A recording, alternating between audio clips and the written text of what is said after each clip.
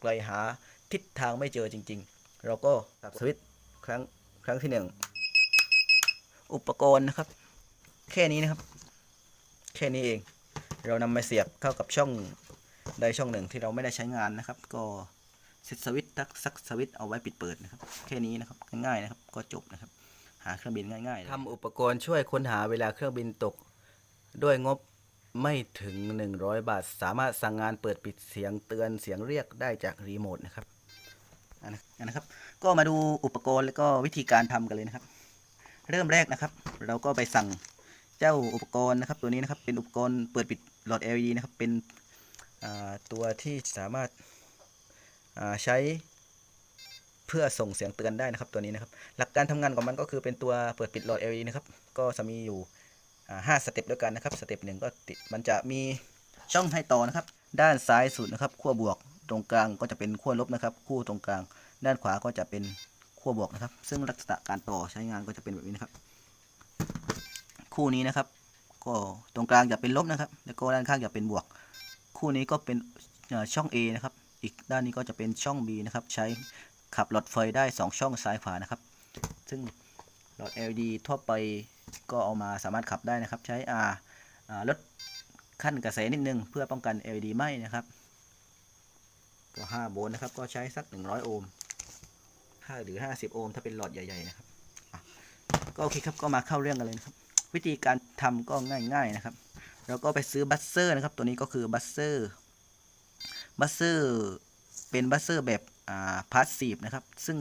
เมื่อมันสามารถส่งเสียงดังด้วยตัวมันเองนะครับอันตัวนี้จะเป็นแบบแอคทีฟนะครับซึ่งจะมีวงจรนะครับที่จริง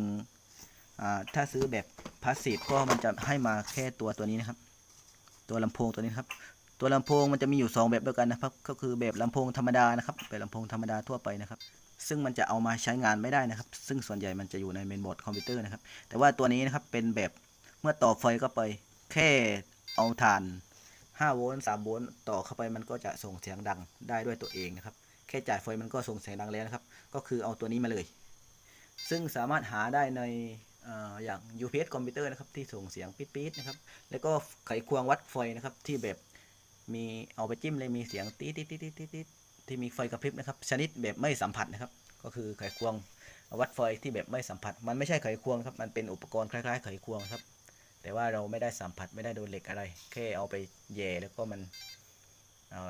ส่งเสียงเตือนตัวนั้นนะครับก็จะมีวัดเซอร์ตัวนี้อยู่เราไปเก็บมาใช้งานนะครับก็มาดูหลักการทำงานง่ายๆนะครับตัวนี้นะครับเอาบัสเซอร์นะครับต่อเข้ากับสายไฟนะครับหาสายไฟขั้วแล้วก็เอามาเสียบเข้ากับตัววงจรขับหลอด LED ตัวนี้นะครับขั้วบวกขั้วลบนะครับจากนั้นก็นำวงจร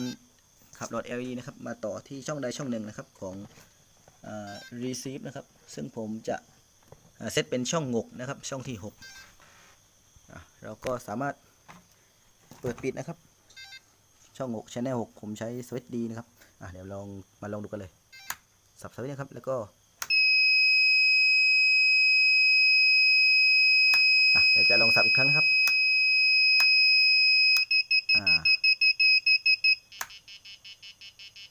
แล้วก็สับอีกครั้งก็จะเป็นการปิดนะครับซึ่งเราสับประมาณ30 ครั้งนะครับเมื่อเราสับเปิดนะครับเราก็สับเปิดนะครับปึ๊บแล้วก็สับไปจนกว่ามันจะมีเสียงกระพริบแบบนี้นะครับแล้วก็สับอีกครั้งครับมันก็จะเป็นการปิดนะครับปิดเสียงซึ่งปกติเวลาผมจะหาเครื่องบินนะครับเมื่อเครื่องบินตกในป่ารกในดงหญ้าป่ารกมันก็จะหายากพอสมควรครับการหาของผมจะมองโดยปกติเราก็มองเครื่องบินอยู่เลยนะครับว่าตกแถวไหนแต่เวลาเราไปหาจริงๆนะครับที่จริงผมไปคิดว่าเครื่องบินอยู่ไกลแต่ที่จริงมันอยู่ใกล้นะครับซึ่งโดยปกติผมจะมองสเกลตัวนี้ครับก็คือระดับสัญญาณนะครับคล้ายๆกับการหาวิทยุสื่อสารที่เราแข่งขันกันหาในวิทยุสมัครเล่นนะครับก็จะเป็นกีฬาชนิดหนึ่งก็ดูระดับสัญญาณนะครับผมก็เคยไปแข่งมาแต่ว่าตัวนี้นะครับมันใช้งานไม่ได้จริงๆเพราะว่าเวลามันอยู่ในดงหญ้าป่ารกนะครับระยะแค่2-3 ก้าวนะครับผมก็จะใช้ตัวนี้นะครับกดแบบนี้ครับให้มันมีเสียงแต่บางทีมันก็มีเสียงอื่นรบกวนนะครับ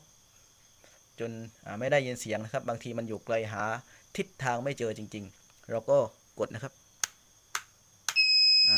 ถ้าประสบปัญหาแบบนี้เรากด เราก็หายห่วงเลยครับโดย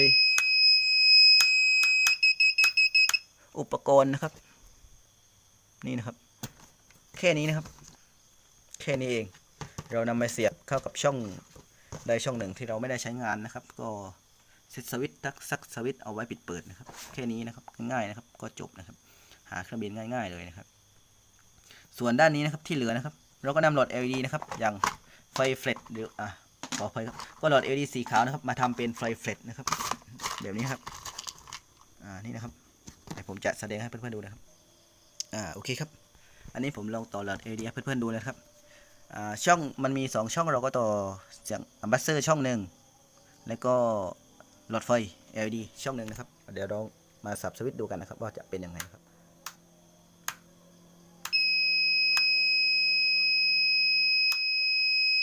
แล้วก็จะมีแสงและมีเสียงครับจากนั้นก็จะกระพริบนะครับกดอีกครั้งหนึ่งก็จะเสียงเงียบนะครับมาดูอีกครั้งนะครับเมื่อสับสวิตช์ครั้งที่1มีแสงครั้งที่2มีเสียงไม่มีแสงครั้งที่3มีเสียงและมีแสงครั้งที่4กระพริบนะครับ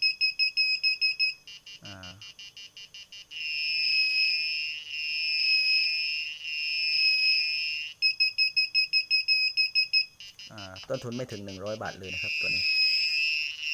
โอเคครับคลิปก็ค่อนข้างที่จะยาวไปเลยครับก็ฝากเพื่อนๆกดไลค์กดติดตามให้ด้วยนะครับถ้าว่ามีประโยชน์นะครับถ้าเพื่อนๆต้องการจะซื้อหานะครับ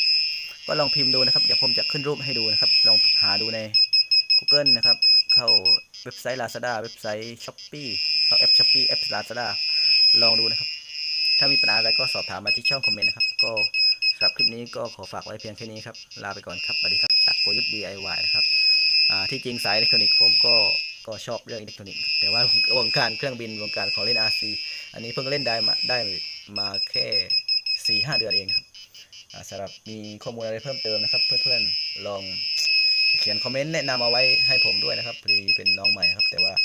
แค่ถนัดเรื่องอิเล็กทรอนิกส์มากกว่าโอเคครับก็ลาไปก่อนครับสวัสดีครับ